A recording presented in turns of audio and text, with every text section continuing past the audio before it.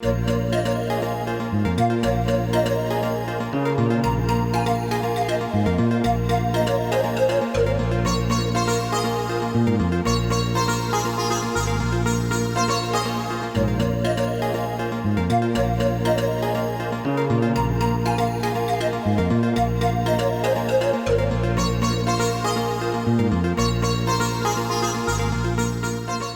गुलकार नदीम अब्बास लूनेवाला से मिलने चनियोट में उनके आबाई घर पहुंचे। खुद बाहर आकर इस्तकबाल किया। बिस्मिल्लाह करा। घर पर वालिद ने लकड़ी का बहुत खूबसूरत काम करवा रखा है।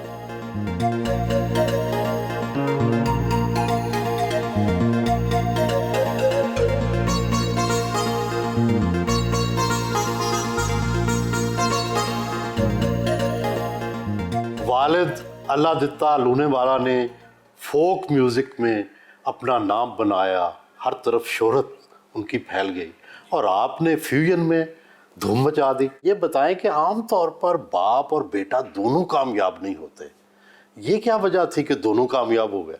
सबसे ख़ास वजह जो मैं समझता हूँ वो उन्हीं की दुआ थी और उस दुआ के साथ मैं कुछ भी कर सकता था। वालिद साहब से आप में क्या आया और आपने उसमें और क्या इजाफा किया फ्यूजन के ज़रिए? कल्चरल जो हमारा म्यूज़िक है ये एक मजबूत क्लासिक पे बेस्ड करता है, जो उनका अंग था, और उसका ट्रीटमेंट जब चेंज हो गया नई नस्ल के लिए, जब उसका म्यूज़िक हमने बनाया तो अंग वही रहा, रेसिपी वही रही जो उनकी थी, लेकिन उसका म्यूज़िक ट्रीटमेंट चेंज होने से नई नस्ल ने भी उसको पसंद किया। आप आम तौर पर आपकी जो धुनें मशहूर हुई हैं वो एक ही धुन है, जैसे बिस्मिल्लाह करा, गड्डी तू मंगा दे, तो क्या ये ख़ास तौर पर आपको पसंद है या मकबूलियत की वजह से इसको गाते हैं? ये हमारी विरासत है, हमारे इलाके की, हमारे मट्टी की सुर है। और आपके वालिद ने भी इसमें गाया? जी, ये जो गड्डी तू मंगा दे तेल मैं पवांदियाँ, ये पुरानी एक बोली होती थी, आजा झंग चलिए मिन्नतां करेनियाँ जे मैं तेरे कोल रवां ते मैं राजी रहनी है।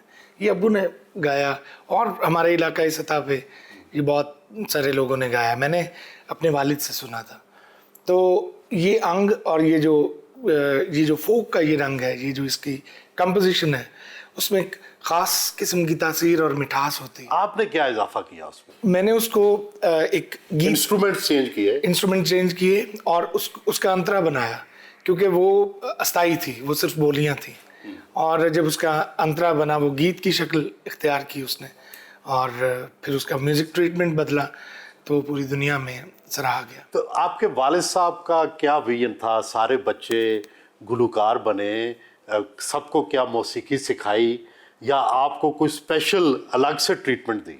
हम जब स्कूल टाइम में थे तो हम 3 भाई हैं, तो तीनों इकट्ठे गाते थे। हमारी म्यूज़िक की तालीम भी जो है वो तीनों की शुरू हुई थी। तो फिर उसके बाद जैसे जैसे वक्त गुजरता गया तो मेरे जो 2 बड़े भाई हैं उन्होंने म्यूज़िक में कोई इतना ख़ास इंटरेस्ट शो ना किया, तो एक दिन अब्बू ने हमें तीनों को बुलाया और कहने लगे कि कौन कौन इसे दिल से करना चाहेगा। मेरी इतने सालों की मेहनत है, मैंने अपनी ज़िंदगी का एक हिस्सा दिया है। तो पहले बड़े भाई ज़हीर अब्बास, उन्होंने कहा कि जी यानी मैं इसमें इतना इंटरेस्टेड नहीं हूँ। उन्होंने वसीम अब्बास से पूछा, उन्होंने कहा जी आप भी अभी बता दें। तो उन्होंने कहा जी मुझे भी कोई इस हद का इसे प्रोफेशन बनाने का शौक़ नहीं। तो फिर उन्होंने मुझे बुलाया, उन्होंने कहा जी तू नहीं करना तो आज ही दस दे ताकि मैं इससे दस्तबरदार हो जाऊँ कि मेरी आने वाली नस्ल जो है वो मेरे काम को लेके चलेगी। तो मैंने अब्बू को, मुझे उनके साथ एक ख़ास किस्म का इश्क था, मेरे वो वालिद भी थे, मेरे महबूब भी थे। तो मुझे लगा कि महबूब के चेहरे पे मायूसी है, तो मैंने कहा कि जी आप जैसे आप हुक्म करें। तो कहते नहीं तुम्हारी अपनी मर्ज़ी। मैंने कहा जी मुझे भी जिस तरह लोग आपसे प्यार करते हैं, आपकी इज़्ज़त करते हैं, तो मेरे दिल में ये ख्वाहिश है कि आप मेरे रोल मॉडल हैं, मैं आप जैसा बन जाऊँ। तो फिर उन्होंने मुझे बाकायदा जिसे कह लें कि फिर हम लोग साथ रहे स्कूल टाइम में। हमने बहुत गांव-गांव, शहर-शहर जहाँ वो जाते थे, मेलों में बहुत बड़े-बड़े क्राउड्स होते थे, तो वहाँ पे मैंने उनके साथ परफॉर्म करना, तो ये मेरी चॉइस भी थी, उनकी ख्वाहिश भी थी। आमतौर पर जो फोक गुलकार हैं वो पीछे रह जाते हैं, छोटे शहरों में रहते हैं, उनकी ऑडियंस, उनके शायकीन भी छोटे शहरों में रहते हैं। आपके वालिद ने किस तरह से ये मैनेज कर लिया कि आप लोग पढ़े भी, आप लोग फिर शहरों में भी चले गए? जब मुझे गाने का शौक़ हुआ तो मेरी वालदा और अबू से मेरा यानी हमारी शर्त ये रखी गई कि तुमने अपना स्कूल मिस नहीं करना। तो मैं ये करता था, एक अरसा रात को शोज़ करता था अबू के साथ, हम लोग वहाँ से निकलते थे और मैं, ये लोग सारे सोने की तैयारी कर रहे होते थे और मैं तैयारी करके स्कूल जाता था। कहाँ कहाँ पढ़े? मैं इब्तदाई जो हमारी तालीम है वो तो चनियोट में हुई, मैट्रिक यहाँ हुई, फिर फैसलाबाद में FA किया, फिर उसके बाद ग्रेजुएशन के लिए फिर मैं लाहौर गया। वो कहाँ से? पंजाब यूनिवर्सिटी। और म्यूज़िक किससे सीखा? एक तो वालिद से ज़ाहिर है कि तक फाइन ट्यूनिंग भी की, किसी और से भी सीखा? पहले उस्ताद मेरे वालिद हैं और जिनका रंग मैं ज़्यादा गाता हूँ, और फिर खान साहब, अफजल खान साहब, हफीज़ खान साहब, तालवंडी घराना है, तो वो उनको फिर अबू ने हमारे यानी घर में, वो बुज़ुर्ग थे, बहुत उम्र रसीदा और तहज्जुद गुजार गवैये थे कि वो भी गाने वाले थे, लेकिन वो एक वज़ू में 5 नमाज़ें पढ़ते थे इंक्लूडिंग तहज्जुद के। तो उनसे क्लासिकल की तालीम दिलवाई की जो मेरे नसीब में था।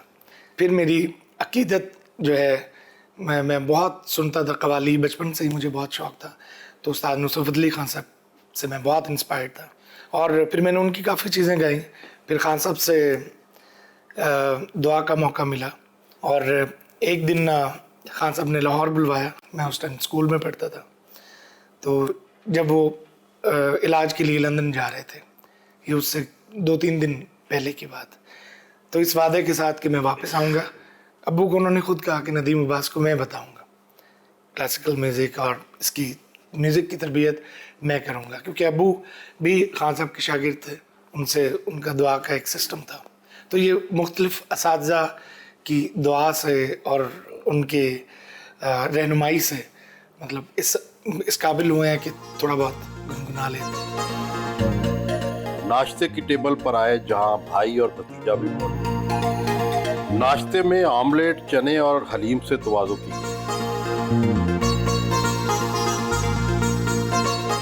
ये फरमाएं कि नदीम अब्बास बचपन में कैसा था? बहुत प्यारा, जैसे अब। अच्छा, ये क्या खास बात याद है? हम सब बहन भाइयों का और माँ बाप का ये समझ लीजिए लाडला था।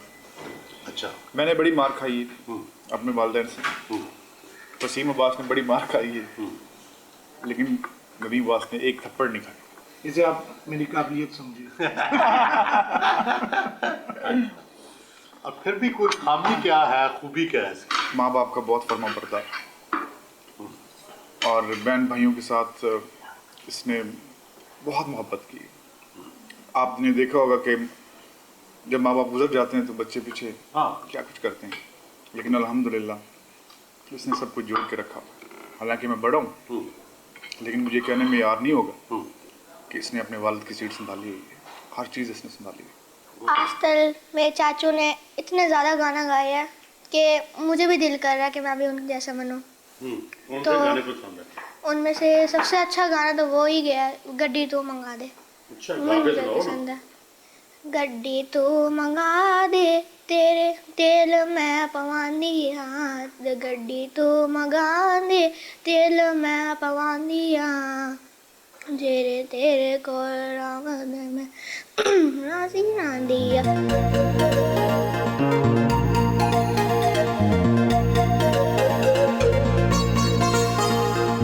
घर से रवाना हुए।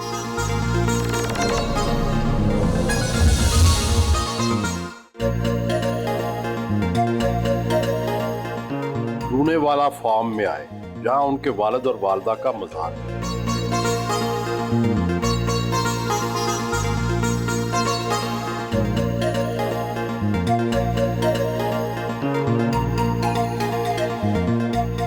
इलाके की समाजी और सियासी शख्सियात भी वहां मौजूद थी।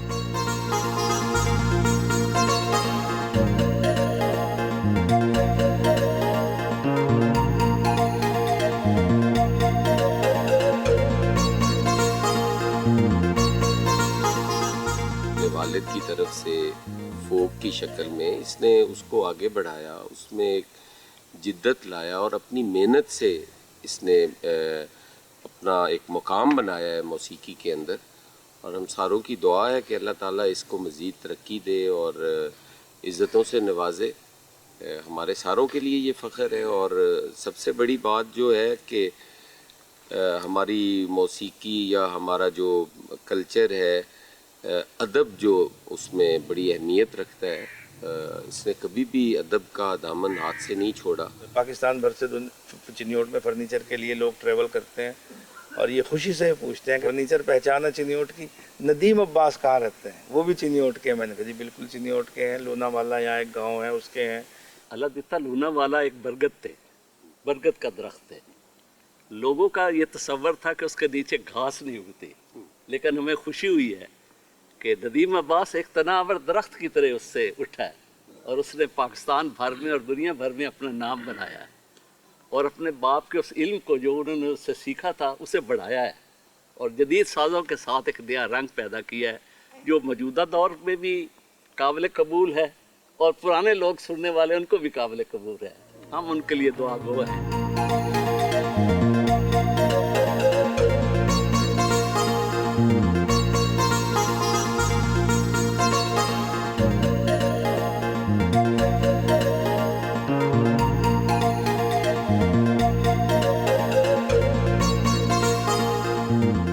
वालदैन के मज़ार पर हाज़िरी के लिए आए फातिहा खानी की।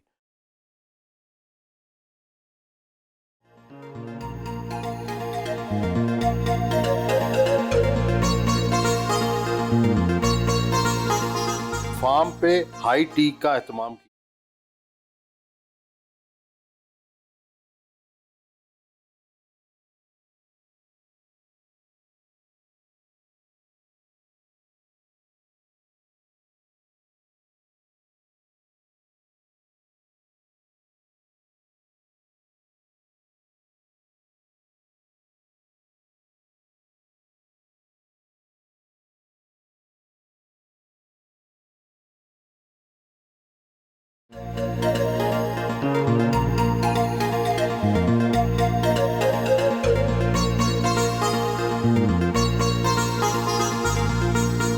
जिंदगी में कभी मुश्किल वक्त देखा?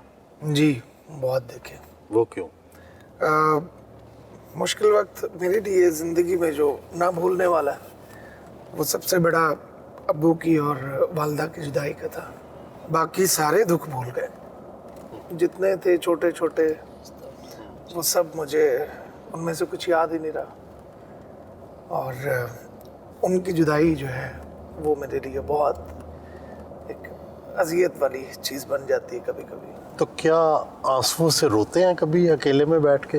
जी, मैं जब रोता हूँ तो फिर मैं अकेला, वो एक शेर था कि हर घर में एक ऐसा कोना होता है जहाँ किसी को छुप के रोना होता है। तो मैं भी जब अकेला होता हूँ अक्सर, तो मुझे आंसू मेरे बहुत बेहतरीन दोस्त होते हैं और आंसुओं से मैं बहुत मजबूत महसूस करता हूँ अपने आप को। जब दिल का बोझ हल्का हो जाता है तो मुझे लगता है कि मेरी ज़िंदगी दोबारा शुरू हुई। हुस्न में क्या अच्छा लगता है? हुस्न परस्ती तो अच्छे गुलूकार, अच्छे आर्टिस्ट में होती है ना। ये आपका बड़ा कमाल का क्वेश्चन होता है और मैंने जब भी आपके मुंह से ये सुना है सबके साथ, तो बहुत अच्छा लगता है। तो डेफिनेटली हुस्न की अगर पहचान नहीं है तो आर्टिस्ट कैसा है? तो आर्टिस्ट का यानी उसकी पहचान है कि वो हुस्न की निशानदेही करे, क्योंकि उसने बहुत सारा कुछ बनाना होता है। आपको हुस्न में क्या पसंद है? मुझे हुस्न में शख्सियत बहुत पसंद करती है, मैटर करती है मेरे लिए कि इंसान खूबसूरत कितना है अंदर से। वो कैसे जान लेते हैं? इंसान की ज़ुबान जो है वो उसके सबसे बड़ी उसकी शख्सियत। लोग तो कहते हैं आंखें आईना होती हैं शख्सियत का। जी, लेकिन आंखों के साथ साथ अगर आंखें खूबसूरत हों और नज़र खूबसूरत ना हो तो वो आंखें बेकार होती हैं। क्या फ़र्क है आंखों और नज़र में?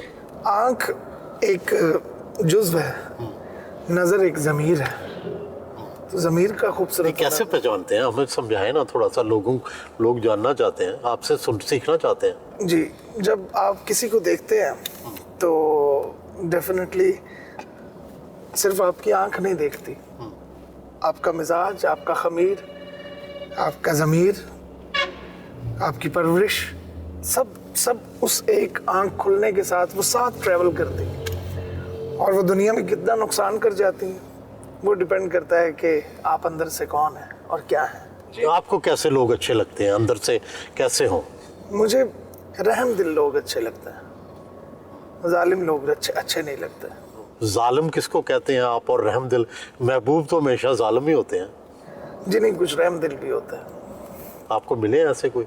बिल्कुल, रहम दिल अगर मतलब महबूब जिसे आप क्लेम करें कि ये महबूब है, या इसको अगर स्विच करें कि आशिक है, तो आशिक के लिए भी तो रहम दिली होनी चाहिए ना। मतलब अगर खुदा कहता है कि मेरे महबूब तो ज़्यादा देर इबादत ना किया कर, आराम भी कर लिया कर, तो वो आशिक है और मुतकब्बिर भी है, तो वो भी एहसास करता है अपने महबूब का। आपको क्या ब्यूटी में क्या अच्छा लगता है? सफ़ेद रंग का, लंबे बाल, आंखें, आंखों में किस तरह की आंखें? ये मतलब ख़वातीन के हवाले से अगर ये सवाल है, तो मुझे ख़वातीन में जो निस्वानियत है, निस्वानियत से मतलब कि औरत, ऐसी औरत कि जो लगे कि ये औरत है। वो कैसे? वो तो औरत का चेहरा ही औरत होती है। नहीं, ये भी बहुत मतलब मेरी नज़र से ख़वातीन बहुत ज़्यादा होती हैं, लेकिन औरतें बहुत कम हैं। एक फ़र्क बताए ना। उनमें ये है कि कुछ बहुत दलेर औरतें होती हैं, वो कहती हैं जी हम मर्दों की तरह बिहेव करती हैं, हम ये करते हैं, हम वो करती हैं, तो वो फिर ऐसे लगता है जैसे भाईजान नाल गल हो रही है किसी नाल। अच्छा। तो औरत जो है उसके सिन्फ़े नाजुक क्यों कहते हैं उसको, कि वो सिन्फ़े नाजुक उसमें नज़र भी आनी चाहिए, वो लगे कि ये इसको हाथ लगाएं तो ये मैली भी होती है, ये महसूस भी करती है, इसे तकलीफ़ भी होती है, इसका दिल बचाना है, इसका दिल तोड़ना नहीं है, सख्ती वाली चीज़ नहीं है।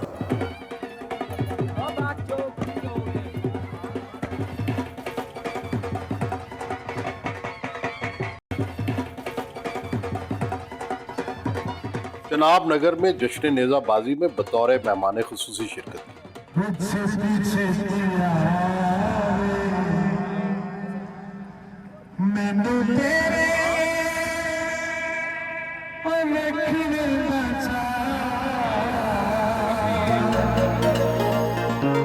मुकाबले में जीतने वालों में इनामात तकसीम किए।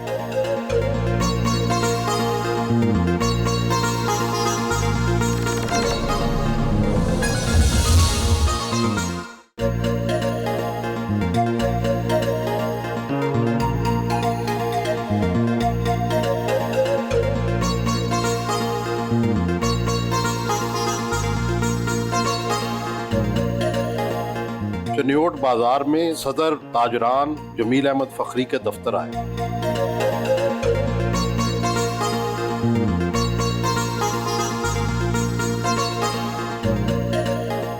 मार्केट का दौरा किया।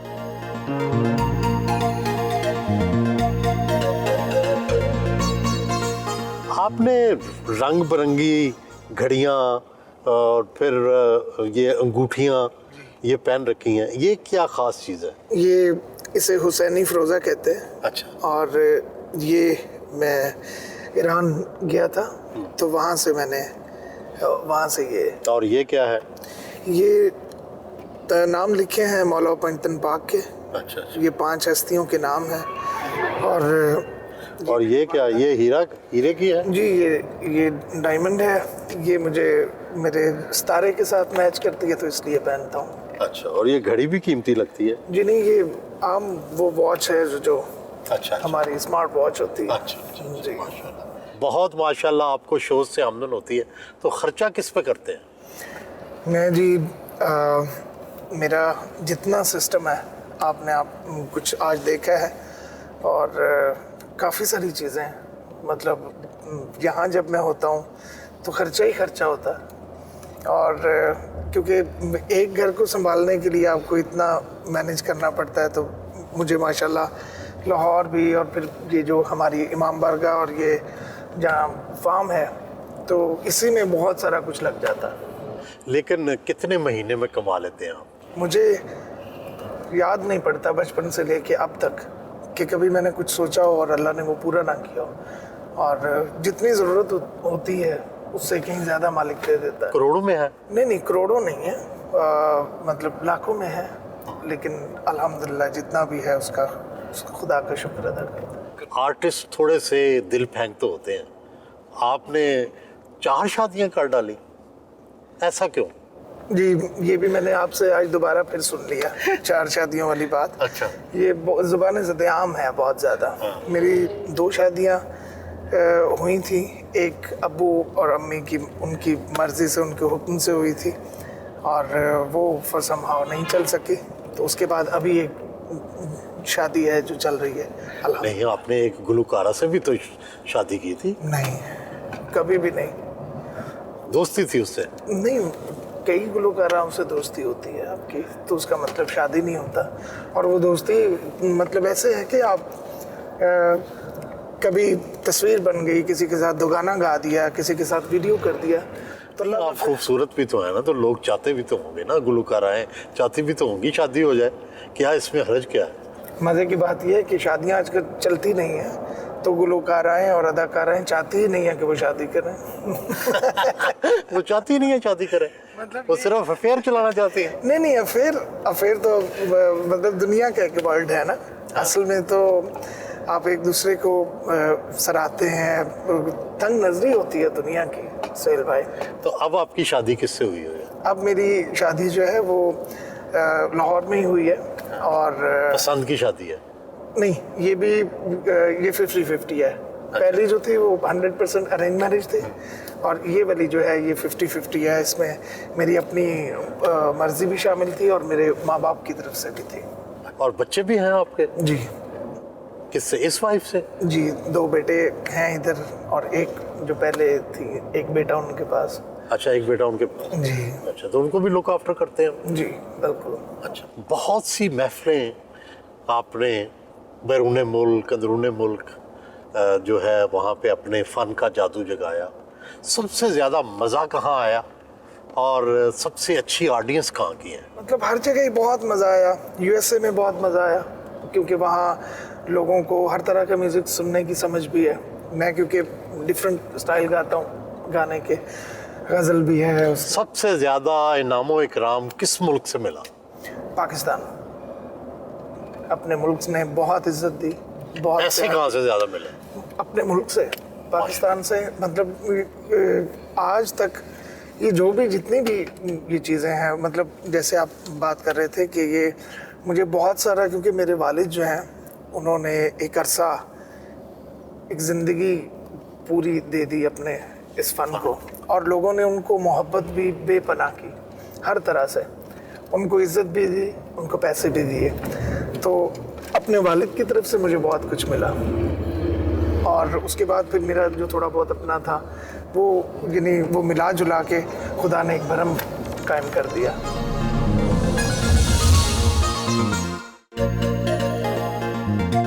पिंडी भटिया शहर में अपने करीबी दोस्त व सियासतदान मियां आजम अंसर से मिलने आए।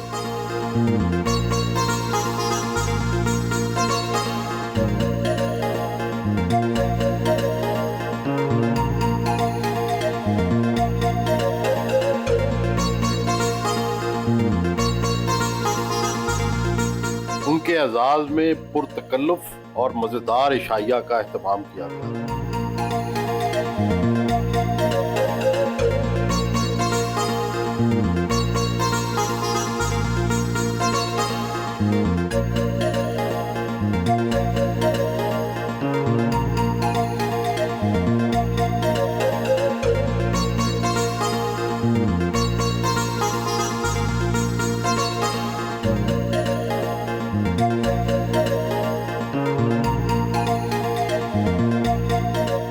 लाहौर डिफेंस में अपनी रिहाइश गाह पहुंचे।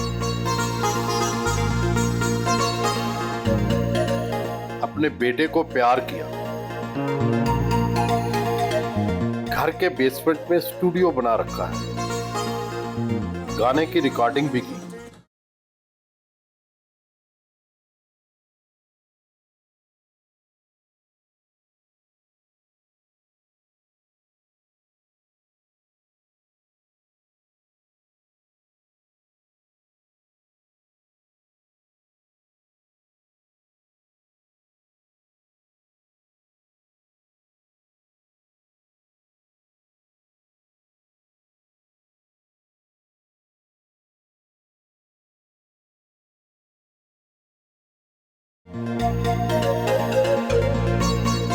आपकी गायकी की शायरी बड़ी मुनफरिद होती है।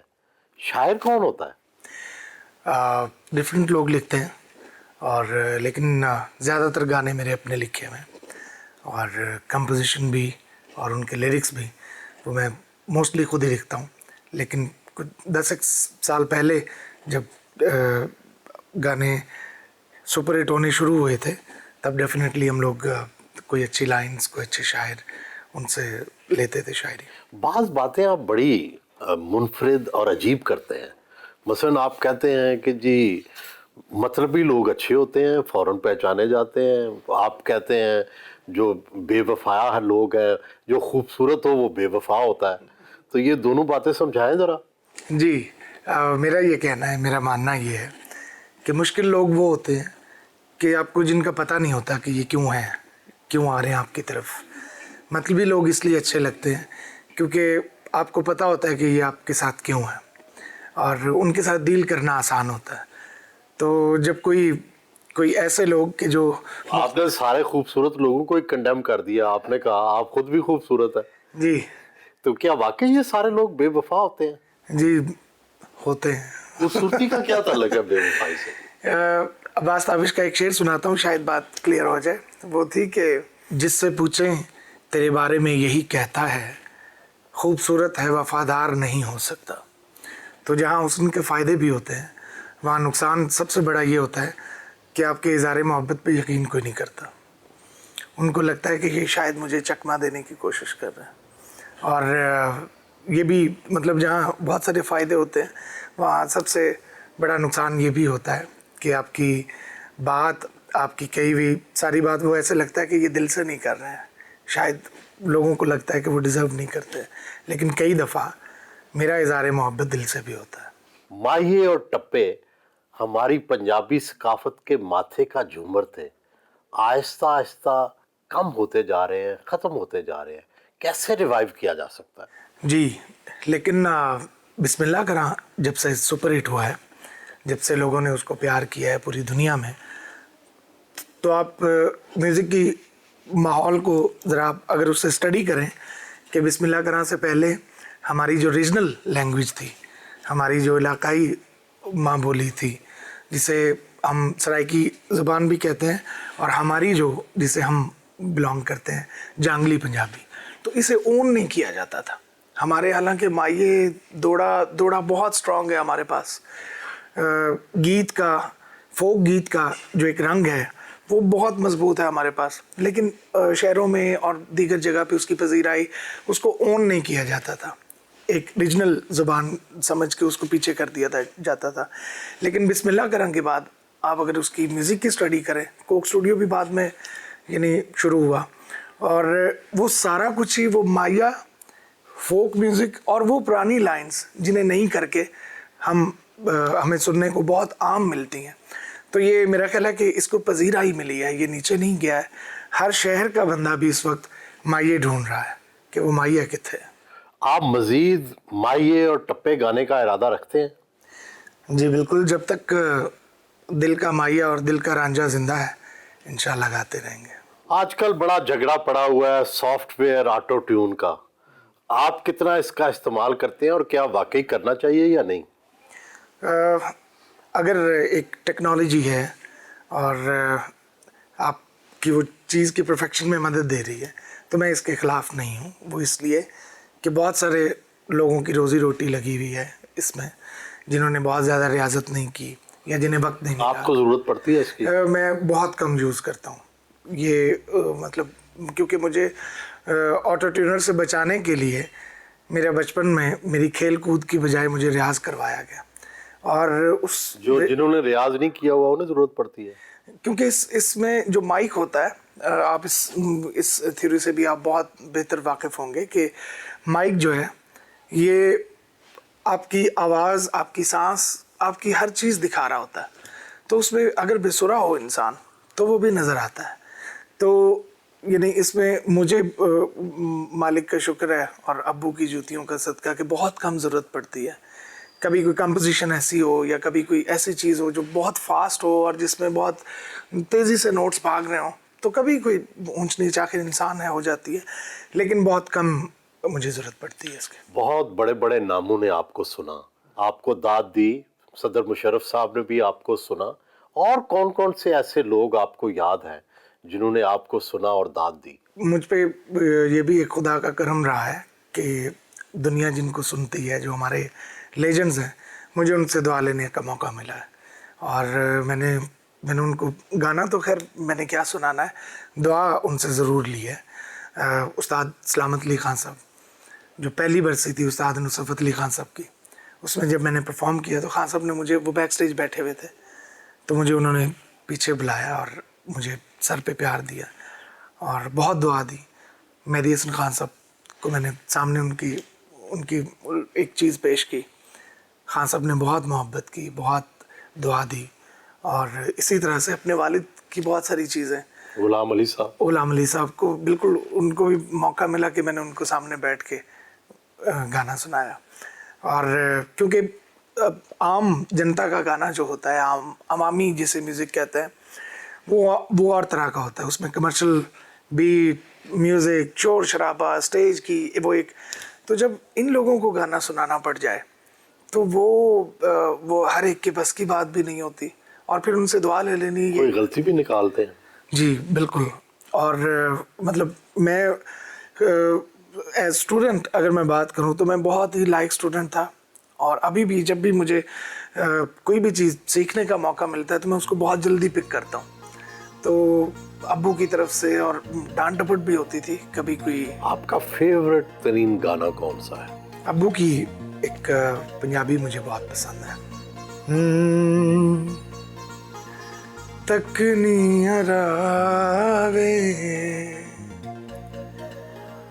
छेती छेती आवे, मैनू तेरे ओए वेखने दा चाह, वे सांवला छेती घर आजा, शाम पैगी वे हारा वे ओ शाम पैगी। वाह वाह वाह।